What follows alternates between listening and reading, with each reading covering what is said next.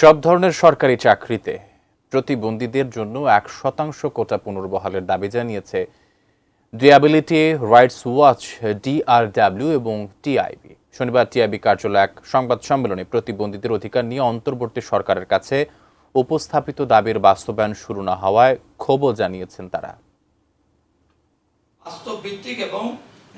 প্রতিবন্ধী ব্যক্তিদের স্বার্থ সুরক্ষা এবং অধিকার আদায়ের সংগঠন ডিসেবিলিটি রাইটস ওয়াচ, DRW এর মতে দেশে প্রতিবন্ধী মানুষের সংখ্যা প্রায় 2,15 লাখ। তাদের মতে এই বিশাল জনসংখ্যার চাওয়া পাওয়াকে অধিকার হিসেবে বিবেচনায় না নিয়ে কল্যাণের দৃষ্টিতে দেখার ফলে এই জনগোষ্ঠী পদে পদে বঞ্চনার শিকার হচ্ছে।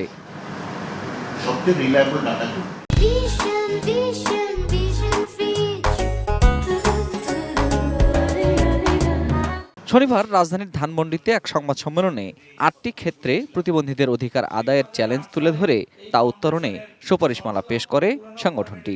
যে প্রতিবন্ধীদের জনগোষ্ঠীকে শিক্ষা দেখা হয় কল্যাণ আকারে এবং কতগুলো বিশেষায়িত শিক্ষা প্রতিষ্ঠানের মাধ্যমে রেখে দেওয়া হয়েছে সমাজ কল্যাণ মন্ত্রণালয়ের কাছে, যেখানে তাদের জনবল নাই, অবকাঠামো নাই। এনজিও ব্যুরো এবং আইসিটি ডিভিশনের 2টা অ্যাক্সেসিবল বাথরুম আছে। তাও আইসিটি ডিভিশনের বাথরুমে আপনি হুইল চেয়ার নিয়ে ঘুরতে পারবেন না, আপনি নিজেকে সেট করতে পারবেন না, আর কোনো বিল্ডিংয়ে নাই। এগুলো সমস্ত বাংলাদেশের চিত্র।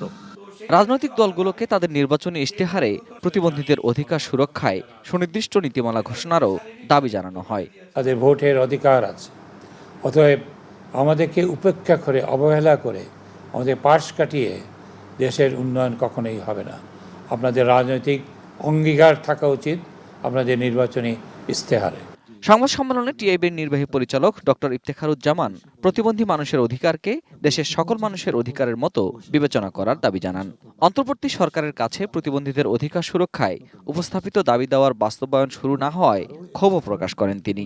বর্তমান অন্তর্বর্তীকালীন সরকার কিন্তু আসলে নাগরিক প্রতিনিধিদের সরকার, যারা এটা বিশাল অংশ সিংহভাগ কিন্তু নাগরিক আন্দোলন থেকে ওই পর্যায়ে গেছেন, সরকারের দায়িত্ব পেয়েছেন।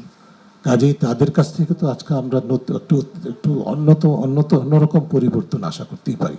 Ferdous Rahman, ATN news, Dhaka.